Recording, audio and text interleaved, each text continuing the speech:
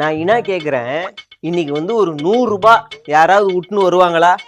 கீழே 100 ரூபா 5 ரூபா பர்பினாலே எடுத்துருவாங்க. ஆனா பல கோடி விட்டுன்னு நம்ம தலைவர் வந்திருக்கிறாரு. உச்சத்துல இருந்து ஒருத்தர் வந்துக்கிறாரு. யாராவது இப்படி வந்துக்கிறாங்களா? எம்ஜிஆர், ஜெயலலிதா, கமல்ஹாசன், விஜயகாந்த்.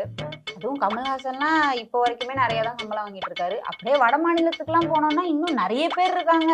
லிஸ்ட் பெருசா போகும். அது போல நான் என்னன்னா, ஒரு தடவை நான் வந்து ஏர்போர்ட்டுக்கு போயின்னு வந்துன்னு இருந்தேன். இப்போ 50-60 பேர் என்னை சுற்றினாங்க. நான் தான் அந்த ஏர்போர்ட்லேருந்து கடைசியாக வந்தேன். என்கிட்ட செல்ஃபி எடுக்கிறாங்க, ஃபோட்டோ எடுக்கிறாங்க, வீடியோ கால் பண்ணி வீட்டில் பேசுகிறாங்க. ஒருத்தர் 6 ஃபோட்டோ எடுக்கிறாரு. எங்க இப்போ தானங்க எடுத்தீங்க, ஏங்க மறுபடியும் எடுக்கிறீங்களேங்க? என்ன இல்லைனா நீங்கள் தலைவர் கூட இருக்கீங்க, நீங்கள் போய் சொல்லுவீங்க, அதான் எடுக்கிறோம் வளைச்சுன்னு சொன்னாங்க. எஸ்கலேட்டரில், லிஃப்ட்டில், வாசலில் போட்டாவா எடுக்கிறாங்க. எனக்கு ஒரே குஜாலுக்கா ஆயிடுச்சு. போட்டா நம்மளெல்லாம் எடுக்கிறாங்களே அப்படின்னு. காரணம் நம்ம தலைவர் தான். தலைவர்னால தான் என்னையும் போட்டோ எடுக்கிறாங்க.